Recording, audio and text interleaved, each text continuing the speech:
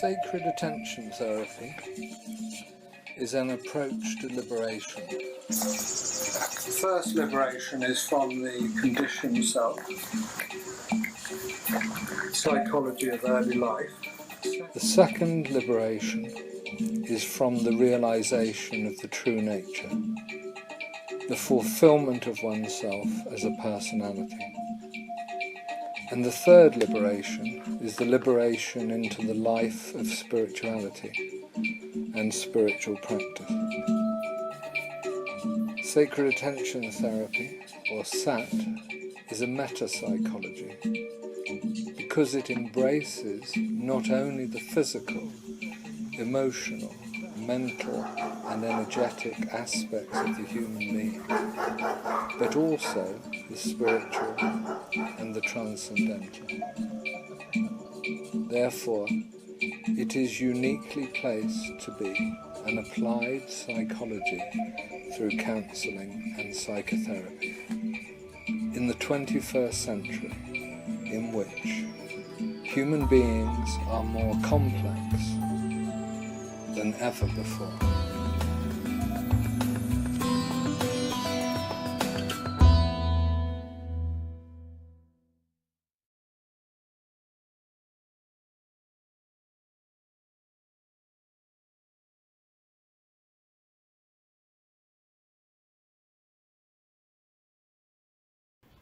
Welcome to the fifth in a series of interviews with Richard Harvey. My name is Rob Meager. Today's interview will discuss the lecture, Wherefore art thou? The God who has forsaken me blesses me also, from the Substantia lecture series. This lecture is available in written form in Bodhi Ocean, an ebook that is available on the books page at the Sacred Attention Therapy website. You can listen to the full recording of many of these lectures on the lectures page. And lastly, you can view many other interviews on the videos page of the Sacred Attention Therapy website and on our YouTube channel. The URL for our website is www.sacredattentiontherapy.com. And on our website, you can click on the YouTube channel icon to view our YouTube channel. And now a little bit of background about Richard Harvey. He's a psychospiritual psychotherapist and spiritual teacher. His work emerged out of the human potential movement of the 1970s. He trained with many teachers in humanistic and transpersonal approaches. He's the founder of Sacred Attention Therapy, a radical new approach to inner work for the 21st century that proposes a three-stage model of human awakening. Richard is the author of Your Essential Self and the Flight of Consciousness, among many other publications. He works with people all around the world, and his forthcoming book is entitled Your Sacred Calling. And it's now my pleasure to welcome to the interview Richard Harvey.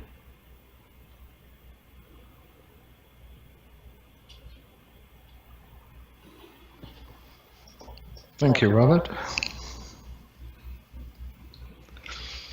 Thank you for being with us all. An interesting title to this lecture, Wherefore art thou? The God who has forsaken me blesses me also. Early in the lecture, you share an interesting piece about psychology and spirituality, and I think I want to start there because it is a foundational component. It's a tenet with sacred attention therapy. And here's what you say, quote, later on in this lecture, we shall have my answer to the question, why do I divide spirituality from psychology? It begs a further question, and that question is the complementary question, why do I consider psychology and spirituality the same? The answer is that human beings are essentially, in their core essence, spiritual beings, end quote. And so my question to start us off today, Richard, is if you consider psychology and spirituality the same, And if human beings are essentially in their core essence spiritual beings, where does the psychology enter the equation? We are talking about the meeting of human and divine. We are organisms of both, and the relationship between the two, I have felt for a long time, needs clarifying in terms of understanding, in terms of methodology, in terms of a way to work with psychology and spirituality, because we find ourselves in a time of human evolution in which we're not over intelligent, should we say, about these about these things. We're not. We're sophisticated. We're technological. We're full of information, and we have thousands of years of wisdom tradition. So, in a sense, we're not doing very well. We're like people who have a whole garage full of tools but don't know how to use them. Perhaps that's a crass analogy. I mean, I have every great book from all the religious traditions, as many of us may well do, because we only need a few bucks, and we can purchase these through Amazon and have them delivered to our door. It's an extraordinary time. Yet, for every one of us who has the Bhagavad Gita, the Quran, the Holy Bible, the Patanjali, the Tao Te Ching, and so on and so on, how many of us have looked into the message, what these books say, and how many of us have understood or studied deeply into these books of wisdom that reveal to us the journey of a human life through psychology into the depths of psychology, and finally into the releasing self-realization of the spiritual realms. So the insight that I've arrived at in share and sacred attention therapy is this insight that spirituality is a natural, organic, not only accompaniment to psychological growth and development, inquiry and so on, but it's also the flowering or the ultimate, not goal because it's always been there, but our entry into the spiritual or the divine is made possible by transcending certain psychological limitations. So it's very important that we understand the relationship between the two, if we're religious, if we're spiritual, if we're atheistic and just interested in the development of our humanity. Mm-hmm. Whoever we are, it's an important distinction to understand, and to understand the relationship and the merging of the two. Mm-hmm. You begin to cut to the core of the lecture's teachings fairly early in the lecture. And I want to begin to cut to the core of this lecture's teachings. Again, a very interesting title, Wherefore art thou? The God who has forsaken me blesses me also. And in cutting to the core, you offer the following, quote, self-realization is your salvation in God. In God as the divine mystery, the dance of Shiva, the kingdom of heaven, nirvana, and so on. But with one important distinction. Two gods seem to exist.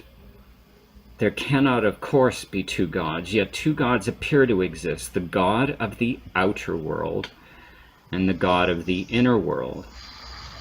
Oh, people may say God is within and without, but it is rarely true. People settle for one or the other for the reason that we live in the world of the opposites. You cannot really be both, can you? End quote. And so my question, Richard, is, can this inward and outward state ever be reconciled? can they ever come together as one? Man can only serve God or Mammon. Yes, they can, and they can be reconciled by understanding the relationship between the two. And the relationship between the two, in the way I teach it, is that being precedes doing. And now observe your life and notice how the inner states are expressed into the outer world. And then we say, oh, that's funny. Or, we have experiences of coincidence or synchronicity. And we say, well, that's just weird. Well, that's strange. It's not weird. It's not strange. Your being state, which you may or may not be aware of, has manifested in the outside, because at a certain level of manifestation, you're creating a world, or as you put it recently, you're seeing it a certain way. You have to understand how you're seeing the world. And you perhaps aspire to striving to seeing the world, not in a how that is purely personal or prejudiced or somehow influenced by conditioning. In other words, the truth is, when we start our inner journeying by whatever method and through whatever psycho-spiritual school, that we don't see the world as it is. This is the starting point for every viable spiritual path, from A Course in Miracles through to ancient yogic schools, Zen and so on and so on. We don't see it as it is, we see it as we are. And in order to see it as it is, which is preferable, of course, because it's a wonder, and it's less of a wonder when we're only really seeing our private room, so to say. In order to see it as it is, what we need to do is to understand the relationship of being to doing, or the inner to the outer. And always it's that way round. There's nothing wrong with working out to inner. I mean, in therapy, we sometimes pull that exercise out of the bag because it works. It's a kind of a trick. I mean, there are ways in which to behave so that you instill into the inner world certain confidences, certain qualities, and certain elements of ways of being. But it's a strange reversal. It certainly works, but what's actually happening quite naturally the whole time is the inner to outer movement. Hence, to take an obvious example, when I learn to love internally, then I can offer it externally. If I can't, if I'm detracting from myself, criticizing and judging and hating and punishing and betraying and everything else myself in the inner world, it will eventually, whatever my presentation is, it will eventually come to light that I'm a hateful person in relationship to you and everybody else, because I don't have that fundamental grounding. More or less we all know that basic principle, but if you extrapolate that principle, then the state of being converts into the outward state, and we see it that way. Hence, in order to see the world as it is, you attain your emptiness. Emptiness not in the sense of a void as such, but in the sense of receptivity to life.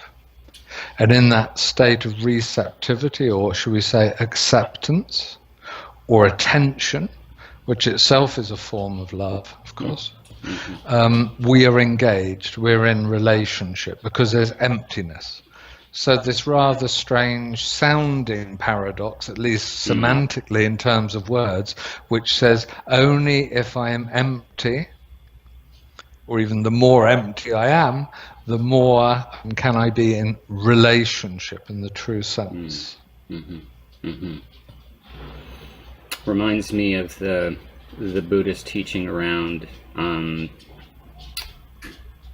the happy learner or the child learner who knows they know nothing, and in that state of knowing nothing, they open themselves to knowing all. Yes. Yeah.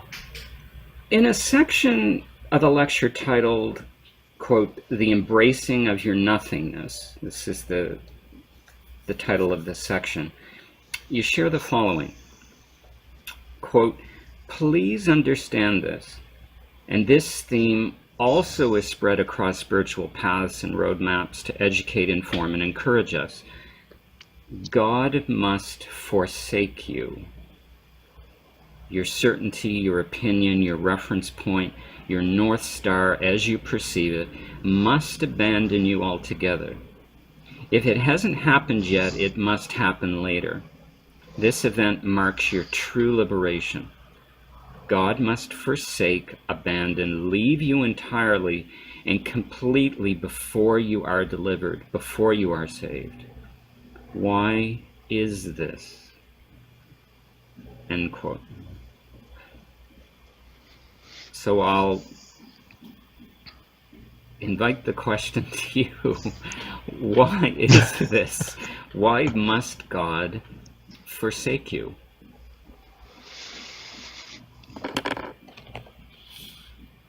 We are, what we're talking about, and in the teachings that I present, we're involved in a gnosis. A gnosis means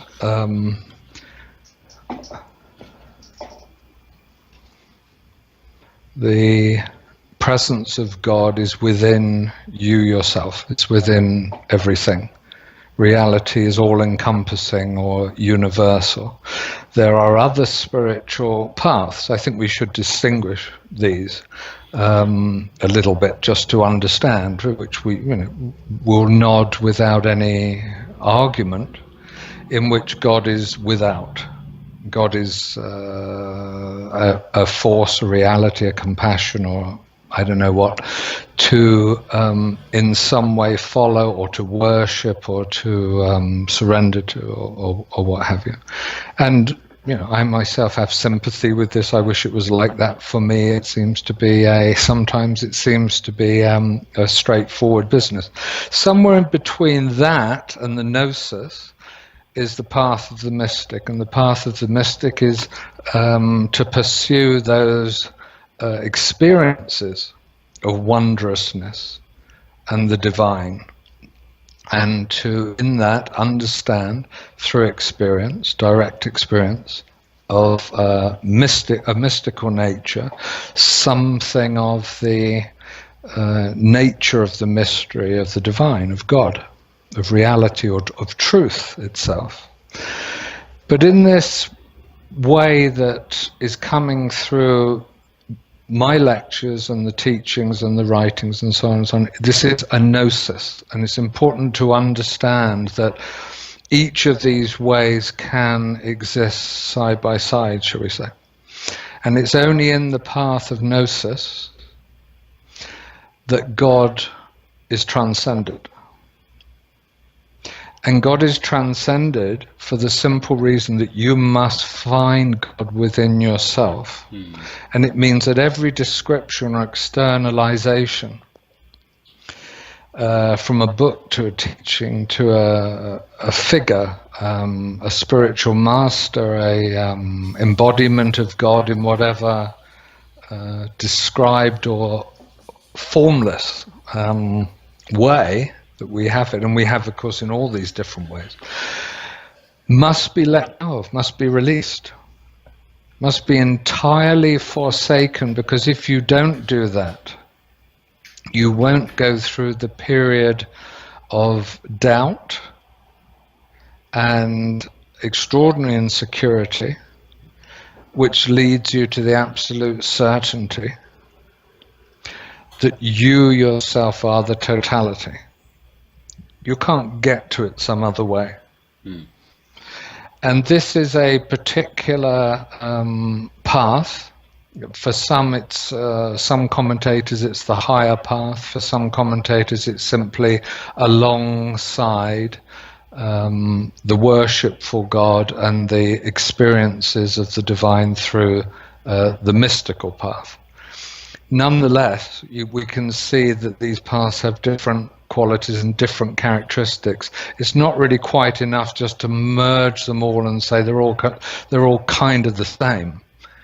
We can say that Buddha and Christ's message was the same. In a sense, we understand it's kind of the same, but it's also very different. To say there is no self and that this world is void is a different message, really, to the message of Christ.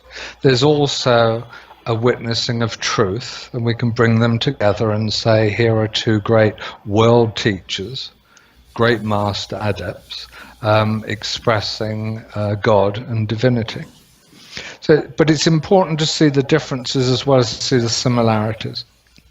And what I'm talking about all the time and lecturing and writing about is the way of gnosis, is one of the three ways in which you can arrive at self-realization, and that is to make the fundamental discovery and understanding that you yourself are the totality. There's nothing other than you yourself. And that identification, of course, is represented traditionally or in the translations as S, big self with a uppercase S, to distinguish it from this individual personality which is self-identified, separate, and by its very nature divisive.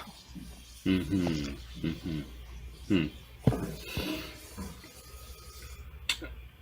began the interview referencing that part of the lecture where you talked about psychology and spirituality being the same. But now, as you come towards the end of the lecture, you talk about how they differ. And you give us a window on this difference with the following passage. Quote, psychological understanding is liberating, freeing, exciting, and ultimately dead, lifeless. It is the clang of the prison door after you have broken free of the prison. But the understanding of the spiritual mind is a perception without thought or concept, model or narrative. You have directly perceived the truth itself in wordless understanding. You cannot utter it, it is so profound. You cannot analyze it, it has no separate parts. You cannot distance yourself from understanding, it is at your very core. End quote. My question is whereas before we talked about how psychology and spirituality were different, how they were the same, here you're talking about how they're different, and the question is, what's the significance of the difference between psychology and spirituality, and why is it important to consider psychology and spirituality separately? I would suggest that those of us, people listening and so on, who are interested in this way of gnosis or sacred attention teachings or the higher path or whatever we call it, understand that becoming a human being is the means to their truly spiritual self. Now, this is a very, very different way of looking at things, where we think in terms of achieving our potential, our fulfillment in this life, and having more of what we want, or being happy, or anything like this. This way doesn't judge or criticize or say to people, don't try and do that. If that's your potential and your fulfillment and your destiny, by all means.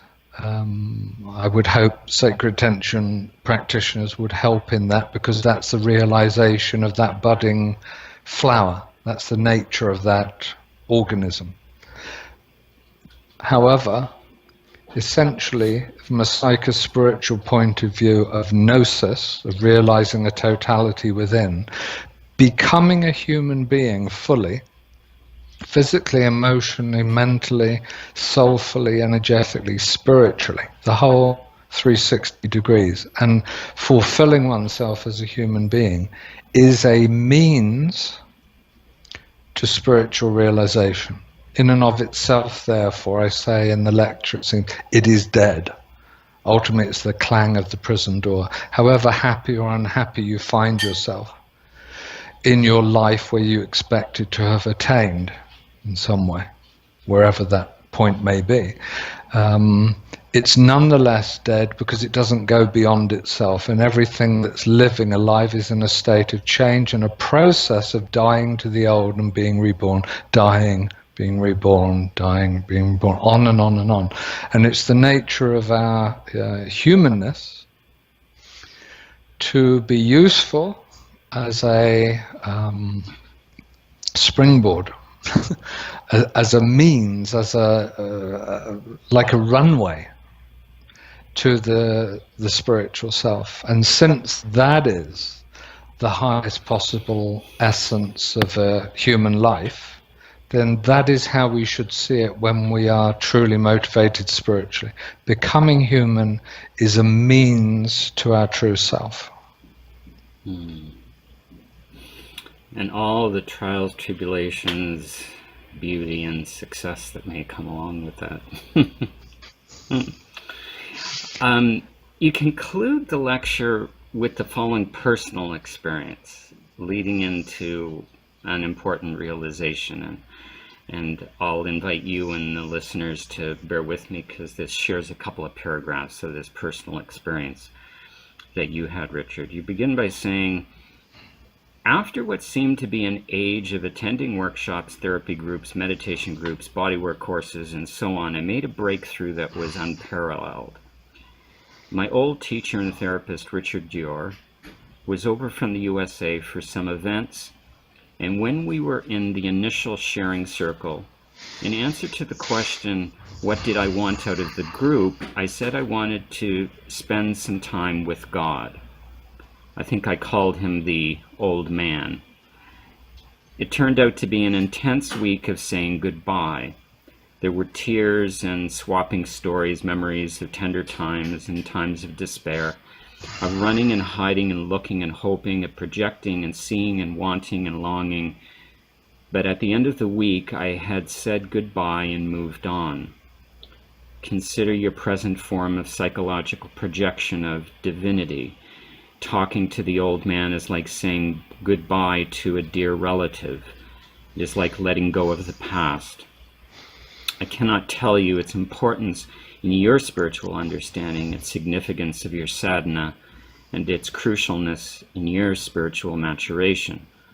Only when you have shed this vestige of delusion can you begin to be ready to enter the divine presence. You give up God to find God. Give up the counterfeit God to find the real one. The stages of divesting yourself of pretend gods parallel necessarily the stages of divesting yourself of your pretend self. Wherefore art thou? Why am I myself? And you enter into a process of uncovering so radical and yet natural in its revelation that the exhilaration of your journey to liberation becomes intense indeed. End quote. Was this experience that you shared, was this moment when the God who had forsaken you blessed you also?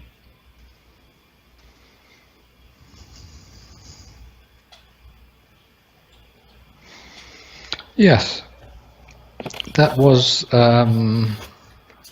exactly that, because we have to realize in this way of gnosis that any description or any understanding of the mind or any thought form is also included in this process of loss. Psychospiritual journey as a process of continuing loss. until even those shreds, even those descriptions, even those little attachments, however positive and however wonderful and superhuman, and all those things we become attached to, even in the spiritual world, our image, if you will, of God, our personification of God in this case, has to be released in order for God to be present, because God, of course, is in form and is formless. At this point in my life, I was in my 30s, as I recall, and I'd had a life, mostly unconscious, of forms of God, many of which I'd rejected in the first place, and many of which I'd embraced. I'd embraced the kind of counterculture, or more the Asian images, and I'd rejected the ones that had been thrown at me at school, many Christian images and all this kind of thing. We mostly all did, we didn't like things that were to do with conformism, we liked things that were to do with rebellion, so we took these on, but without knowing that we were simply swapping one counterfeit or one image for another. And there is no thought that is God, there's no feeling that is God, there's no structure or image to God. All of these symbols can point past themselves and suggest and bring us along the way, but not one of them is anything other than a false image in and of itself.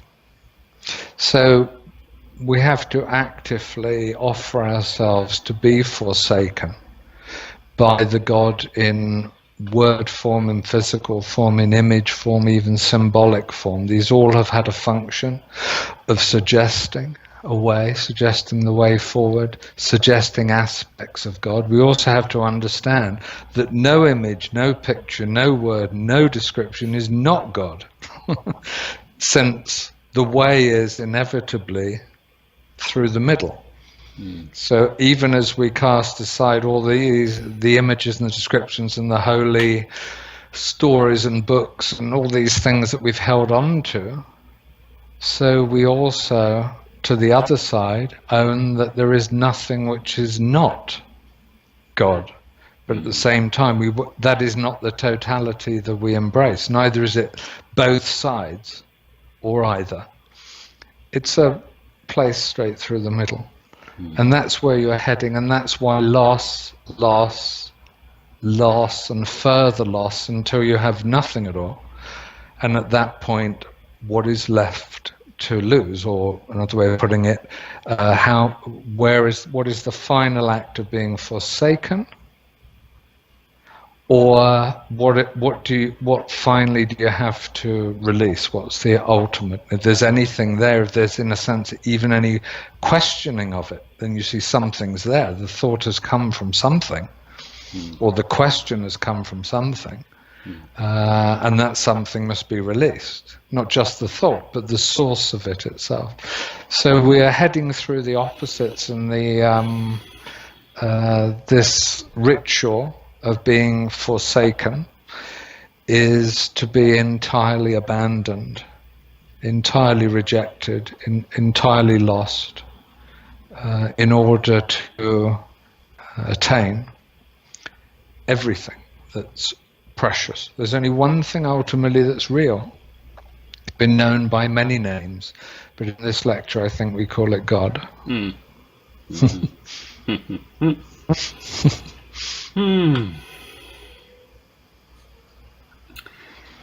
The penultimate lecture in this series, which we'll talk about next, is arriving at truth.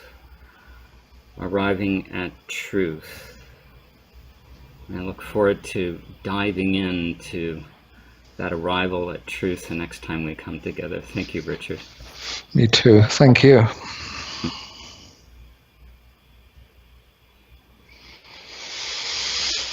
Bye-bye. Bye now.